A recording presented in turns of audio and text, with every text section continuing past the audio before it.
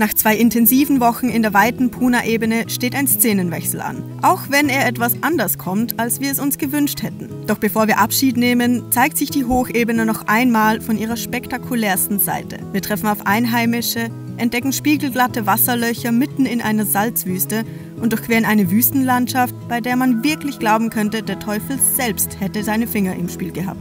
Aber das ist ja wieder eine Szenerie und diese Berge ist schon wieder so anders. Das ist unglaublich. Eins ist sicher, diese Zeit in der Puna wird uns noch lange in Erinnerung bleiben.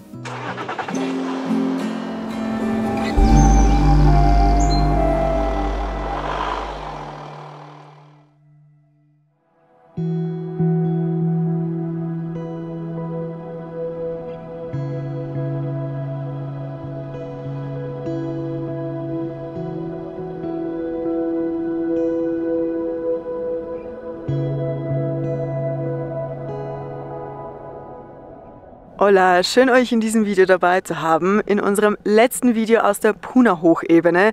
Aber auch wenn es das letzte ist, wir haben noch mal ein paar richtig coole Orte ausgesucht. Ich glaube, das wird es noch mal richtig in sich haben. Hier stehen wir gerade auf etwa 3.500 Metern über Meer, weiterhin auf dieser Hochebene eben. Und zwar am Salar do Lar Grande, das ist eine kleine Salzwüste. Die hat aber die sogenannten Ojos del Mar, die sehr besonders aussehen. Und wir durften sogar direkt hier übernachten. Das ist auch nicht selbstverständlich, aber dazu später dann gleich mehr.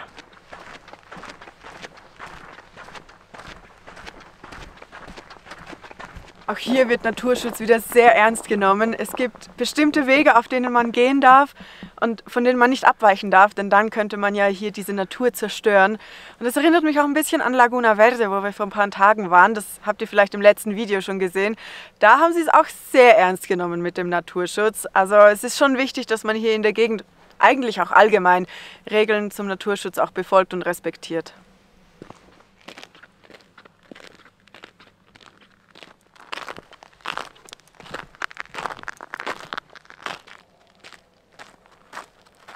Naturschutz heißt ja nicht, dass man nichts erleben kann.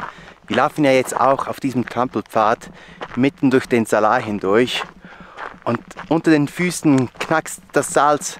Das ist doch so schön, vor allem wenn man halt auch links und rechts sehen kann, wie halt die Natur einfach intakt ist. Hier sieht man, wie das Salz diese ganz speziellen Meerecke bildet. Aber ich muss sagen, das Salz hält sich nicht an die Regeln, denn es heißt doch eigentlich, dass es Sechsecke bilden sollte. Hier sieht man Achtecke und Dreiecke und Fünfecke. Da sind wir disziplinierter, würde ich behaupten.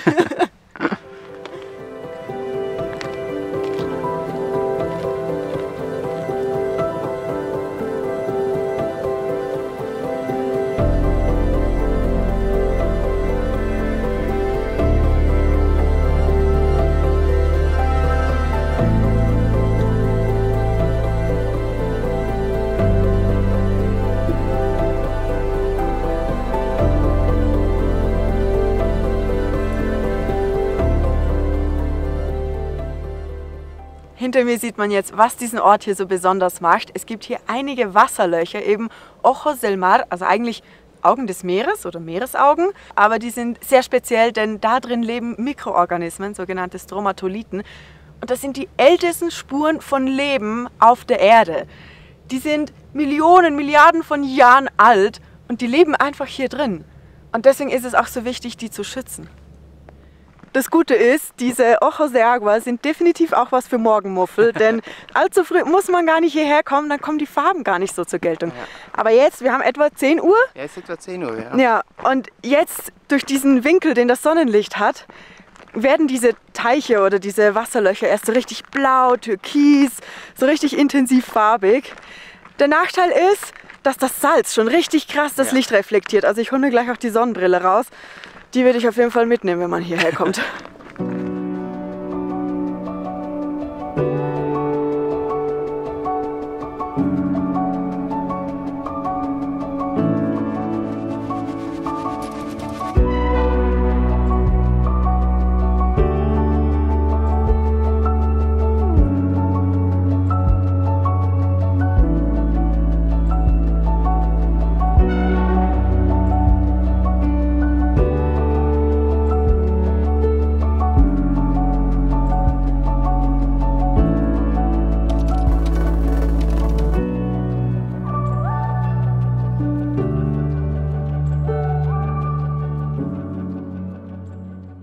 ich finde ja auch so heftig, wie sich alles im Wasser so extrem spiegelt. Also es ist wirklich wie ein Spiegel. Man sieht jedes einzelne Detail, wenn jemand da auf der anderen Seite ist.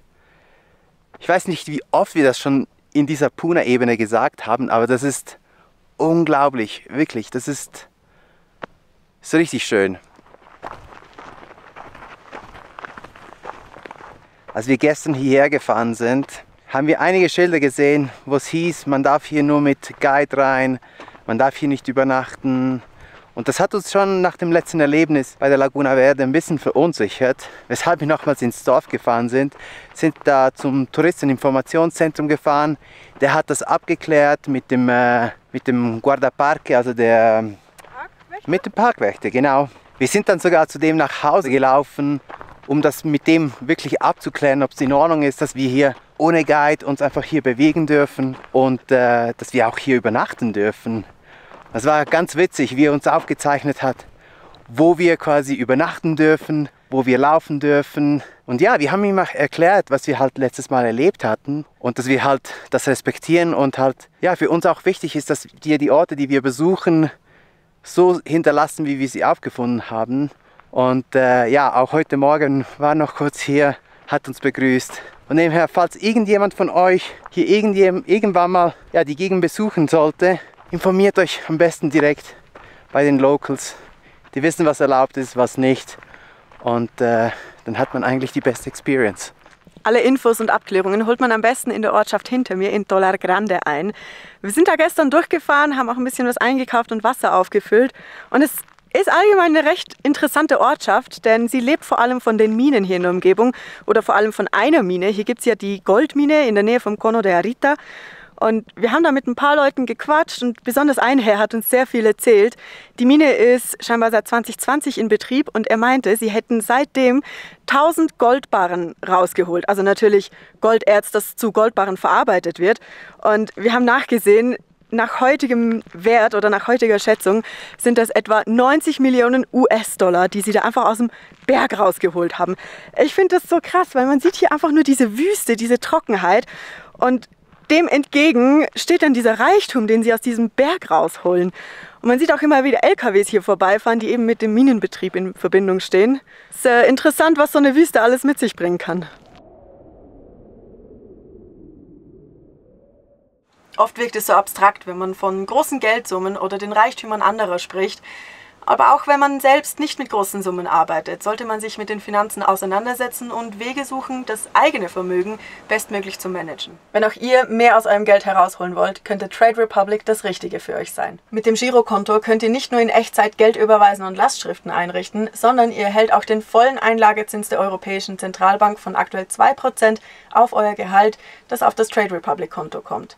Euer Geld arbeitet also für euch, ganz ohne versteckte Gebühren. Über die kostenlose Trade Republic App mit der übersichtlich gehaltenen Benutzeroberfläche geht das ganz einfach und ihr könnt da auch schon ab 1 Euro den Kauf und Verkauf von Aktien, ETFs oder auch Kryptowährungen abschließen. Neben den Investitionsmöglichkeiten gibt es aber auch Sparpläne, die euch helfen, langfristig Vermögen aufzubauen. So erhält ihr auch noch 1% Safeback auf eure Kartentransaktionen. Einzige Voraussetzung ist ein Sparplan ab 50 Euro. Damit ist euer Trade Republic Konto die perfekte Grundlage, um langfristig für die Zukunft vorzusorgen. Ach ja, und Bargeldabhebungen sind weltweit gratis, sobald ihr 100 Euro oder mehr abhebt. Außerdem könnt ihr mit Trade Republic jetzt auch für eure Kinder sparen. Mit dem Kinderdepot ab Geburt können über 18 Jahre hinweg auch schon kleine Beträge eine große Wirkung entfalten und so zum Beispiel die wachsende Rentenlücke eurer Kinder verringern. Und das geht alles ganz einfach online und die für euch Eltern dabei entstehenden Steuervorteile sind ein zusätzlicher Bonus. Holt euch jetzt die kostenlose Trade Republic App und seht selbst, wie einfach es ist, zu investieren und für eure finanzielle Zukunft zu sorgen.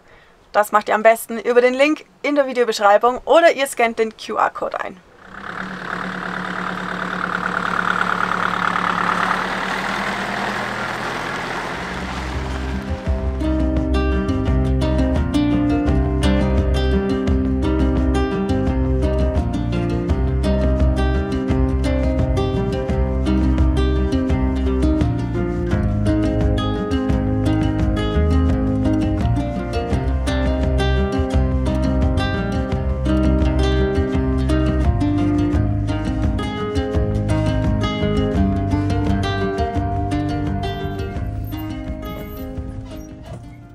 Hat euch richtig gut versteckt.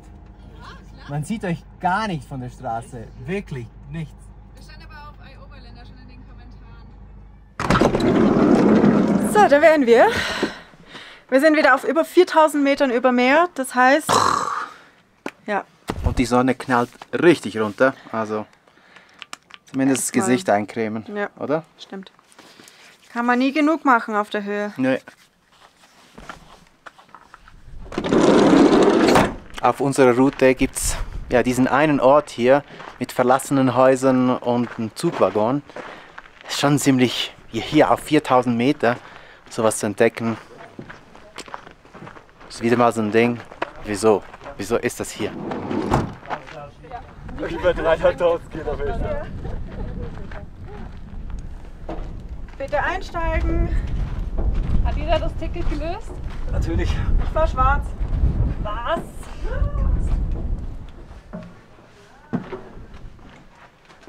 Wow. Hä?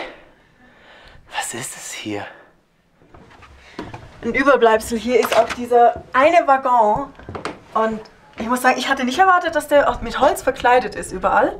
Also, naja, verkleidet ist vielleicht ein starkes Wort. Das, was noch übrig ist. Das, was noch übrig ist, aber es ist schon witzig, dass man da so durchgehen kann. Ja. Und man fühlt sich wirklich wie zurückversetzt in die 40er Jahre. Also, so stelle ich es mir ungefähr vor. Man muss hier mehr Angst haben, dass man hier nicht durch das Holz durchbricht.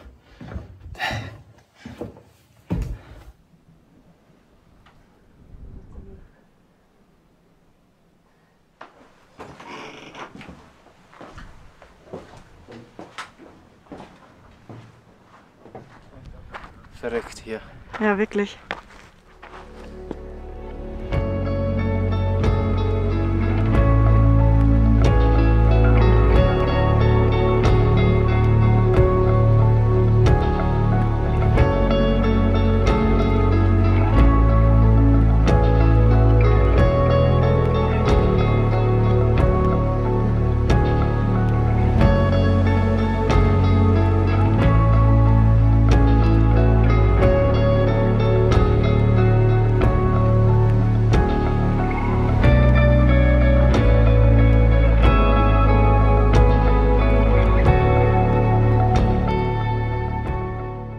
In den 40er Jahren wurden hier Zugstrecken errichtet, um zum einen Passagiere herzubringen in die Region.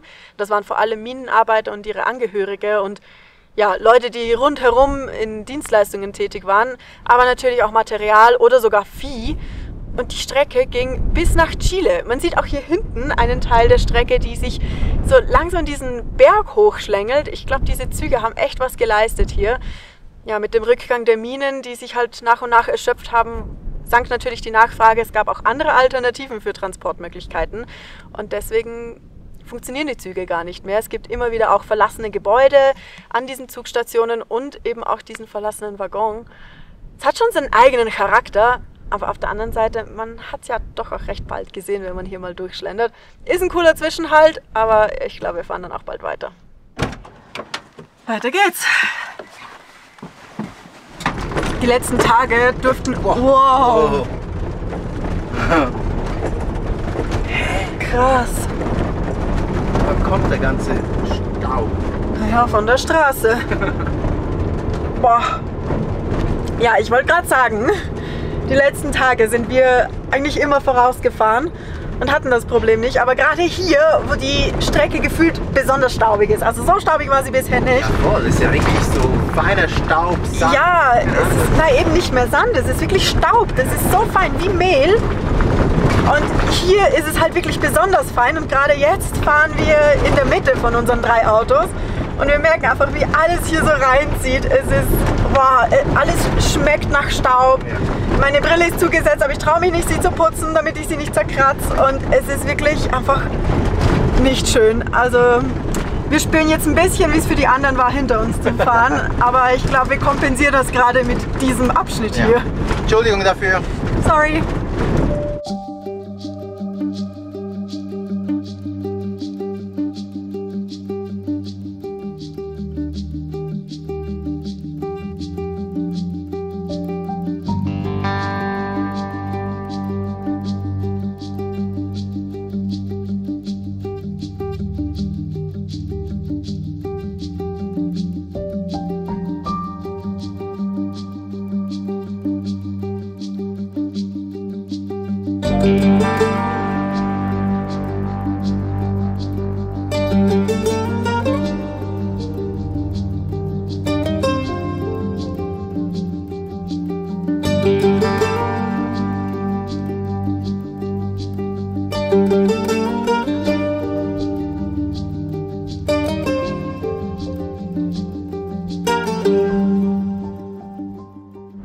Also nachdem wir so viele tolle Sachen gesehen haben, hatten wir eigentlich keine großen Erwartungen mehr für diese Desierto del Diablo, also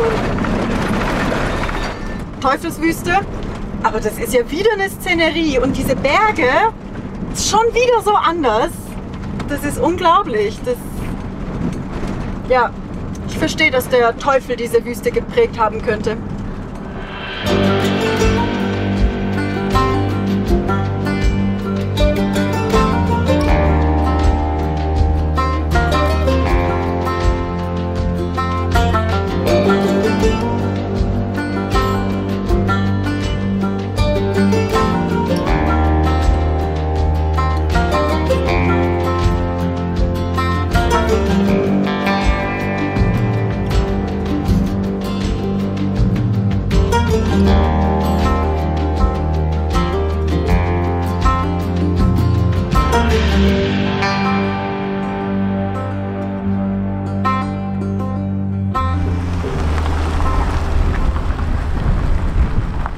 Wir sind angekommen. Wir haben es geschafft.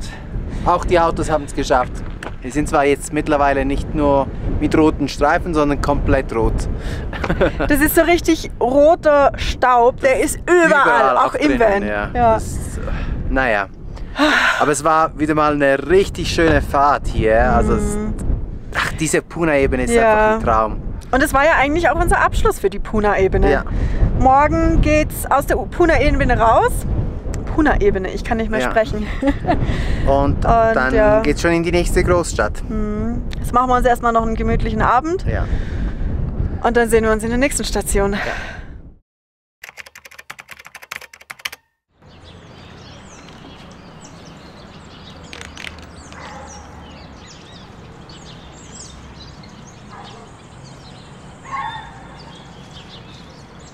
Mittlerweile haben wir die Puna-Hochebene verlassen. Es war eine wahnsinnig intensive und wunderschöne Zeit auch, aber wir haben einfach gegen Ende auch wirklich gemerkt, wir hatten 5 Tage eingeplant und waren am Ende fast 2 Wochen da. Und dementsprechend ist uns gegen Ende auch das Gas ausgegangen. Wir hatten sehr wenig frische Lebensmittel oder am Ende eigentlich gar keine mehr. Und da hat es dann schon auch gut getan, irgendwann mal die Ebene zu verlassen und hier nach Salta in die Provinzhauptstadt zu kommen. Die Landschaft war natürlich wieder traumhaft, durch diese Berge, durch die Täler. Aber wir haben auch gemerkt, wie sich komplett das Klima ändert. Wir sind hier wieder auf ein bisschen mehr als 1100 Metern über Meer, also sehr viel tiefer. Es ist feucht, es ist auch ein bisschen wärmer, aber es ist auch sehr grau. Ganz grün, also es ist wirklich eine komplett andere Welt gefühlt. Und wir haben hier natürlich auch die Möglichkeit genutzt, wieder aufzustocken. Einkaufen, Gas füllen, Wasser füllen, alle diese Sachen. Und hier konkret übernachten wir auch auf einer Art Campingplatz. Also eigentlich ist es ein Freibad. Aber dadurch, dass hier Winter ist kein Wasser im Becken und es wird als Campingplatz genutzt. Und es gibt auch ganz viele Grillstellen, die wir auch schon genutzt haben, denn hier sind auch weitere Reisende und da haben wir zusammen Barbecue gemacht und ja, einfach auch mal die Gelegenheit genossen, wieder mal runterzukommen, denn die Wüste ist ja wunderschön, aber doch auch eben eigentlich schon ziemlich lebensfeindlich und da tut es eigentlich schon sehr gut, wieder hier zu sein, wo irgendwie die Dinge ein bisschen leichter fallen. Aber eine Sache haben wir auf jeden Fall heute auch noch vor. Wir haben einen Termin in der Werkstatt. Da fahren wir nachher hin und ich bin schon sehr gespannt, was da rauskommt.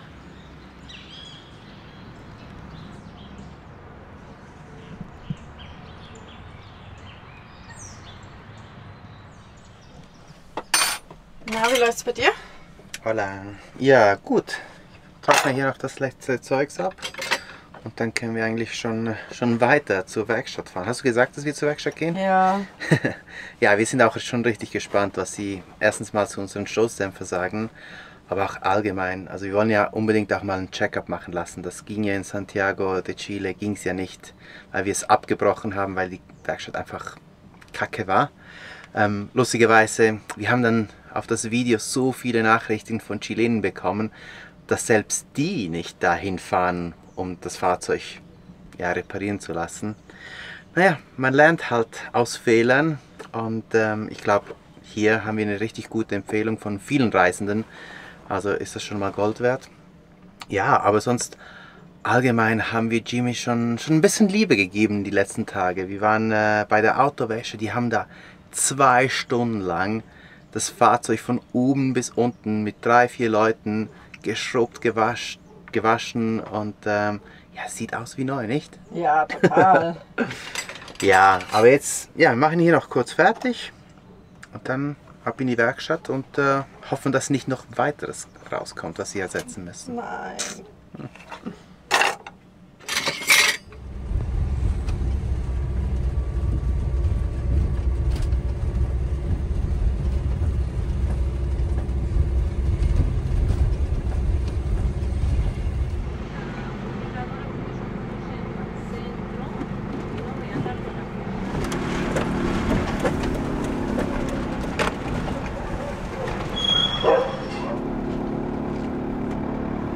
Auch diese Werkstatt haben wir aufgrund einer Empfehlung gefunden und wir sind sehr zuversichtlich, dass es diesmal besser klappt als in Santiago. Da hatten wir auch eine Empfehlung, aber ja, dieser Workshop hier sieht viel besser aus, sehr ordentlich. Ich glaube, hier wird gut gearbeitet. Jetzt machen wir auf jeden Fall einen Check-up. Den Tritt hinten haben sie sich auch schon angeguckt. Der ist, ich weiß gar nicht, wann das war. Der ist einfach mal, da ist eine Schweißnaht gebrochen, einfach wegen der Belastung und dann ja, wird das wahrscheinlich heute auch noch geschweißt. Ich glaube, das wird gut. Vielleicht sind wir sogar in einem Tag durch.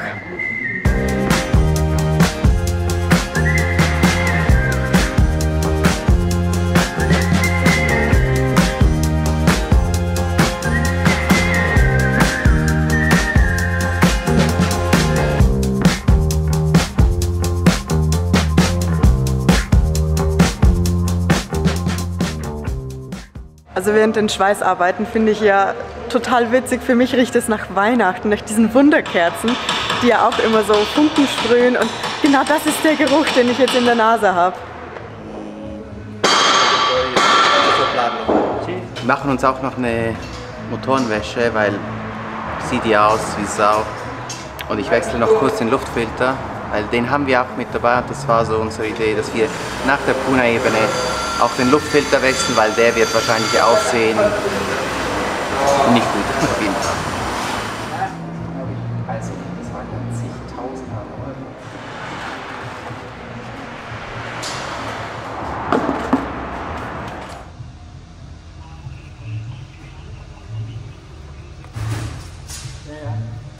Nee, gerade eben. Ich wollte nur mal kurz.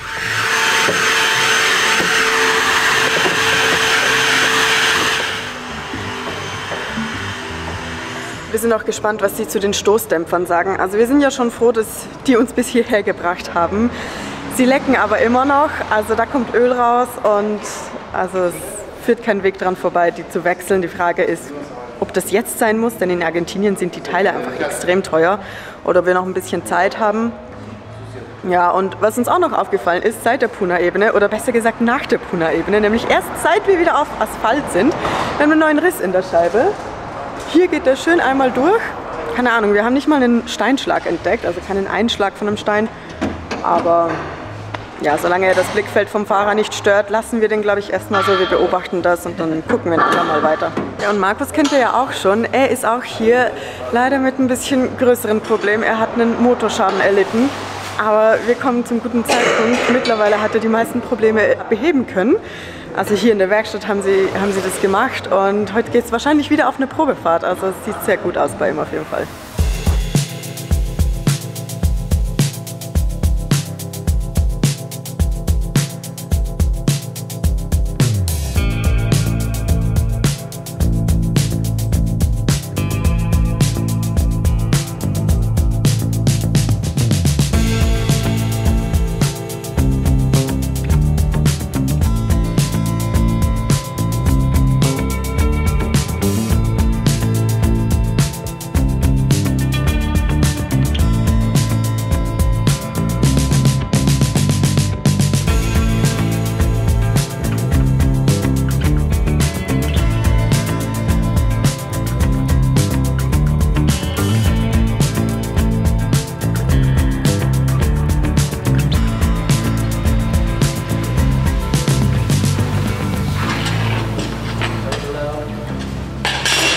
Los bujes están todo bien. Los bujes están todo bien.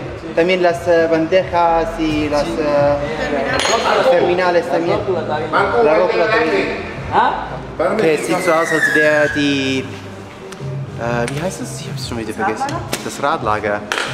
Hätte ein bisschen Spiel, aber ich finde jetzt nicht, dass man das jetzt wechseln muss. Also es ist wirklich minimal. Man spürt es, klar, wenn es halt Spiel hat.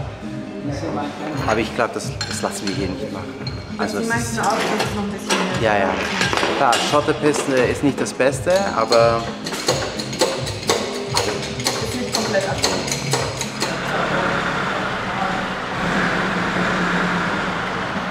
wir sind zurück aus der Werkstatt und ich muss ganz ehrlich sagen, das war mal wieder so eine Werkstatt, wo man sich richtig gut aufgehoben gefühlt hat.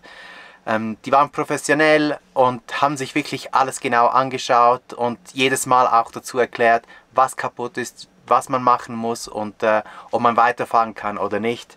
Ich musste mir zwar eine Liste machen, weil doch einiges zusammengekommen ist. Also wir haben unsere Traggelenke, also das rechte Traggelenk, was ersetzt werden muss. Vorne links ist das Radlager, was ersetzt werden muss und noch die Spurstange vorne links. Also ist alles nicht ganz so wild, aber das muss man halt einfach in den nächsten 1000 Kilometern machen. Zusätzlich natürlich noch die Stoßdämpfer hinten, wobei da haben wir uns jetzt auch entschieden, das nicht hier in Argentinien machen zu lassen, weil halt einfach der Stoßdämpfer, also die Stoßdämpfer kosten 500 €. Das Paar. Also das ist ja unglaublich. In Chile bekommen wir das gleiche Teil für 40 €. Das muss man sich mal geben. Ja, von dem her haben wir uns jetzt auch entschieden, nichts hier in der Werkstatt machen zu lassen, sondern die Teile einfach zu bestellen und dann in Chile, Bolivien oder Peru dann ersetzen zu lassen. Der ganze Check-up hat uns 120 € gekostet, was ich meiner Meinung nach einen ganz fairen Preis finde. Und ja, für uns heißt das, dass wir in den nächsten Tagen dann weiterfahren Richtung Chile und dann ja, hoffentlich da die Stoßdämpfer bekommen, die wir jetzt bestellen werden. Und dann kann die Reise weitergehen. Also ja, die Puna-Ebene war schon richtig wild, auch für Jimmy, aber ja, nach so vielen Jahren unterwegs und so vielen Schotterpisten sind die Sachen, die jetzt gekommen sind, eigentlich, ja, irgendwann mal mussten die kommen.